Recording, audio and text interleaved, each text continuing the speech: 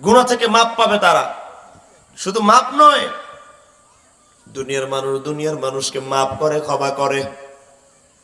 5 বছর আগে একজন আল্লাহর বান্দার একটা থাপ্পড় যদি মারা হয়, 5 বছর পর যদি দেখা হয়, দেখলে ওই সময় মাফ করছে, কিন্তু এখনো মনের আঘাত যায় নাই, গালের আঘাত চলে গিয়েছে, গালের দাগ নাই, কিন্তু আল্লাহর বান্দার মনের যে দাগ, সেই দাগটা এখনো দূরীভূত হয় নাই। দুনিয়ায় কোনো চোর ধরা পড়লে পুলিশের কাছে সুপর্দ করলে, ডাকাত ধরা পড়লে পুলিশের কাছে সুপর্দ করলে পুলিশের কাছ থেকে খালাস পেয়ে যায়, মুক্ত হয়ে যায়, জামিন নিয়ে যায়, কিন্তু লাল তালিকায়, ব্ল্যাক লিস্টের ভিতরে তার নামটা থেকে থাকে।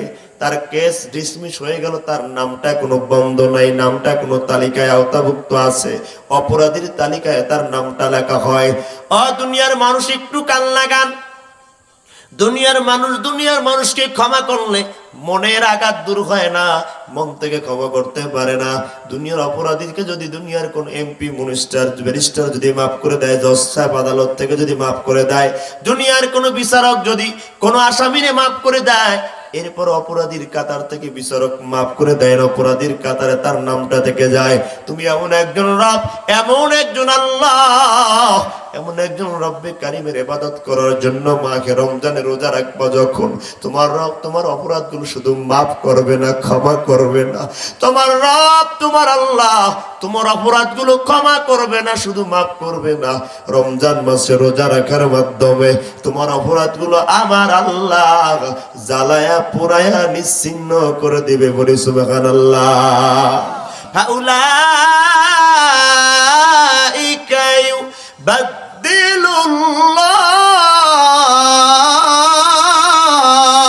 আল্লাহু আকবার বলুন।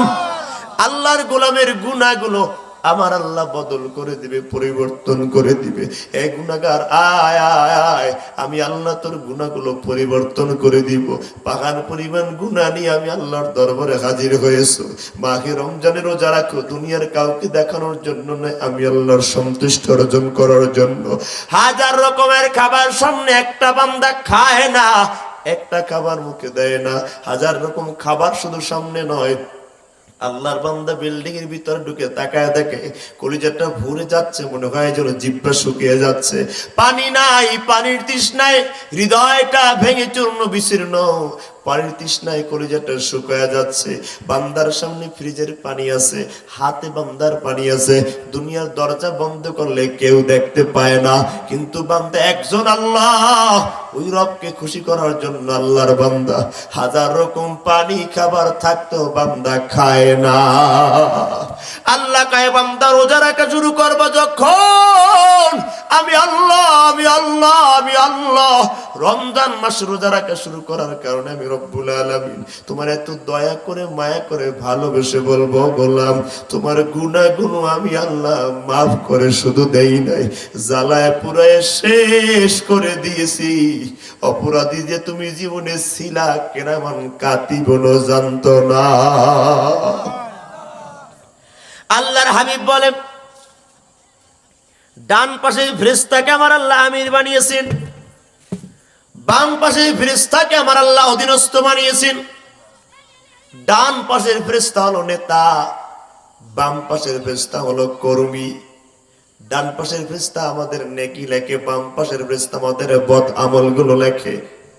এই ডান পাশের ফেরেশতা লেখার জন্য কারো কাছে অনুমতি নেয় না, কিন্তু বাম পাশের ফেরেশতা যদি কিছু লিখতে চায়, ডান পাশের ফেরেশতার কাছ থেকে আগে অনুমতি নেয়।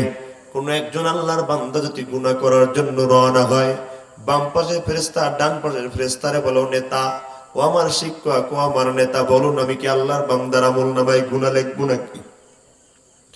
ডান পাশের ফেরেশতা ডেকে বলে, লা তাকতুব, আমলনামায় গুনাহ লেখা যাবে না, কেননা আল্লাহর বান্দা মাত্র গুনাহ করার জন্য রওনা হয়েছে, এখনো গুনাহ করে নাই।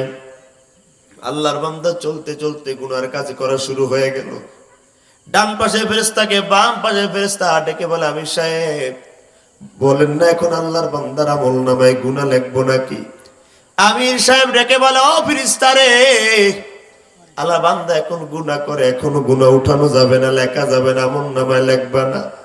গুনাহ কমপ্লিট হয়ে যায়, সম্পন্ন হয়ে যায়, আল্লাহর বান্দা এবার অন্য কাজে লিপ্ত হয়ে যাবে, গুনাহ করে খুশি হয়ে যায়। আমির সাহেবকে এবার বামপাজি ফেরেশতা ডেকে বলে, আমির বলুন না আল্লাহর বান্দার আমলনামায় গুনাহ লিখবো নাকি? এবার আল্লাহর বান্দার আমলনামায় গুনাহ লেখার ব্যাপারে আমির সাহেব ডেকে বলে, লা তাকতুব, এখন আমলনামায় গুনাহ লিখবা না। ওয়ান্তাজির সাআতান, 6 ঘন্টা সময় অপেক্ষা করো। 6 ঘন্টার ভিতরে যদি কোন আল্লাহর বান্দা একবার বলে রব্বি গফিরলি, একবার বলে ফাফিরু ইলাল্লাহ, একবার যদি বলে আস্তাগফিরুল্লাহ, ওই আল্লাহর বান্দা আমলনামায় গুনাহ উঠার আগে আমার আল্লাহ তোমার গুনাহগুলো মাফ করে দিবে। জিব্বা নারে জোরে কোন আল্লাহু আকবার, আর জোরে বলেন আল্লাহু আকবার। সেই রব আসমান থেকে ডেকে বলে, ইয়া আইয়ুহাল্লাযীনা আমানু, হে আমার ইমানদার বান্দা বান্দিরা, তোমাদের আমি আল্লাহ বলে দিলাম, ডেকে বলে দিলাম, কুতিবা আলাইকুমুস সিয়াম, রমজান মাসের রোজা সিয়ামকে তোমাদের জন্য ফরজ করে দিলাম, কামা কুতিবা আলাল্লাযীনা মিন ক্বাবলিকুম। জিজ্ঞাসা করতে পারো, প্রশ্ন করতে পারো, আল্লাহ এই রোজাকে আমাদের উপর চাপায়া দিলেন, নতুন কিছু শোনায়া দিলেন? আল্লাহ ডেকে বলেন, না না, এই রোজা তোমার আগে যত উম্মত ছিল, তোমাদের পূর্বে যত নবী ও রাসূল আসছে, যত পুরুষরা ছিল, সবার জন্য আমি আল্লাহ রোজার বিধানটাকে ফরজ করে দিয়েছিলাম। পড়ি সুবহানাল্লাহ। 2 নম্বর প্রশ্ন, আল্লাহ রমজান দিয়েছেন আমাদের, এটা পূর্বে ছিল তাই দিয়েছেন। ও আল্লাহ, এই রমজান দিয়ে আমরা কি করব? আমাদের উপকারটা কি হবে, বেনিফিট কি হবে? আল্লাহ ডেকে বলে, লাআল্লাকুম তাত্তাকুন, যাতে করে তোমরা খোদা ভীতি অর্জন করতে পারো, তাকওয়াবান হতে পারো, যাতে করে তোমরা আল্লাহর প্রিয় আস্থাভাজন বন্ধুতে পরিণত হতে পারো। সুবহানাল্লাহ। রমজান উম্মতের জন্য বোনাস, মারাত্মক বোনাসের টাইম। আল্লাহর হাবিবের কথা বর্ণনা করে উম্মাহাতুল মুমিনিন আয়েশা সিদ্দিকা রাদিয়াল্লাহু তাআলা আনহা, তিনি বর্ণনা করেন, গভীর রাতে আমি আল্লাহর হাবিবকে ইশারা পরে নিয়ে ঘুমিয়ে গিয়েছিলাম। হঠাৎ করে গভীর রাতে ঘুম ভেঙে তাকায় দেখি আল্লাহর হাবিব আর আমার বিছানায় নাই। টেনশন ফিল করলাম, আল্লাহর রাসূল কোথায় চলে গিয়েছি? আমি খুঁজতে খুঁজতে তাকায় দেখলাম কোন স্ত্রীর ঘরেও পাওয়া যায় না। আমি তাকায় দেখি রহমত আল্লাহ, আমার পয়গম্বর মসজিদ নববীতে গিয়ে আল্লাহর দরবারে সিজদা দিয়ে লুটায় পড়ে কান্না করে, আর ডেকে বলে, রব্বি হাবলি উম্মতি, এ রব বলেন না আমার উম্মতের কি উপায় হয়ে যাবে? উম্মতের জন্য আল্লাহ রাসূল কান্না করে। কোন বিষয় নিয়া আল্লাহর নবী কান্না করে? আদর উম্মতেরা, এমন একটা সময়, এমন একটা দিন আসবে, আমার উম্মতের গড় আইবার হায়াত তো বড় কম, বড় কলিল, বড় ছোট হায়াত। অন্য নবীর উম্মতের হায়াত বড় লম্বা, কারো 70 বছর নয়, বরং কারো 700 বছর, 800 বছর, 500 বছর, 900 বছর, 1000 বছর লম্বা হায়াত। আমার উম্মতের গড় আয়ু 52 বছর মাত্র। আল্লাহ অল্প হায়াত, আমার উম্মত গুনাহ করবে বেশি নাকি করবে কম? 500 বছর হায়াত যার, তার তুলনায় 50 বছর আল্লাহ তো বেশি নাকি করতে পারবে না। চিন্তায় পড়ে নবী কান্না করতেছে, রব্বুল আলামিন, ওগো আল্লাহ, আপনার দরবারে আমার আপনার আর আরজ হলো, আপনি বলেন না আমার গুনাহগার উম্মত গুলো কিয়ামতের ময়দানে যদি জাহান্নামের পথে চলে, আমি রহমতের নবী তো সহ্য করতে পারবো না। আল্লাহ রাসূলকে জানানোর জন্য আল্লাহ কয়, জিবরাইল যাও তাড়াতাড়ি, আর করা যাবে না দেরি, আমার হাবিবকে জানায় দাও, মাহে রমাদানের পয়গাম নিয়ে যাও। আমি আল্লাহ জানাই দিলাম, মাহে রমজানের সিয়াম পালন করবে যারা, জীবনে গুনাহ থাকতে পারবে না তারা।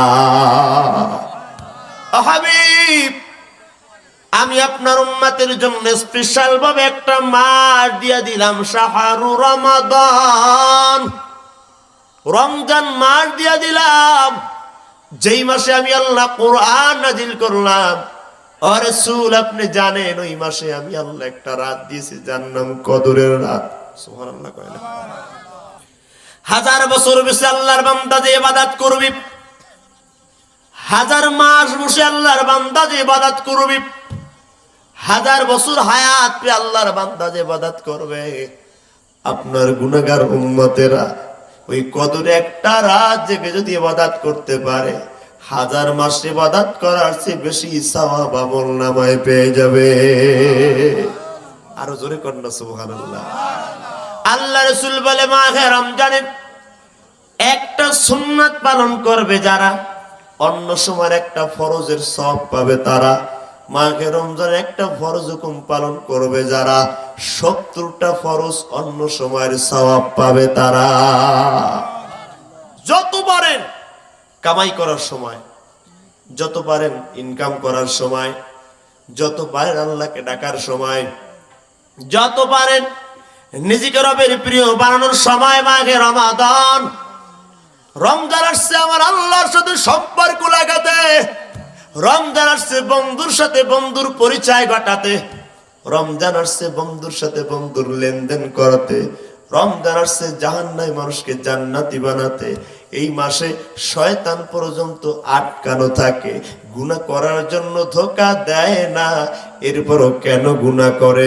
কারণ হলো 11 মাস গুনার স্পিড থাকে, 1 মাসের জন্য গুনার জন্য পাগল থাকে। বুঝেন নাই? বুঝেন নাই? একটা ফ্যান চলতেছে, ফ্যান হঠাৎ করে বিদ্যুৎ চলে গিয়েছে বা সুইচ অফ করেছেন, জায়গায় থেমে যায় না, ঘুরে। কথা বলে 11 মাস শয়তান বাধা না, 11 মাস ধোঁকা দেয়। আমরা শয়তানের ধোঁকায় ঘুরতে থাকি, দৌড়াতে থাকি, পালাইতে থাকি, চলতে থাকি।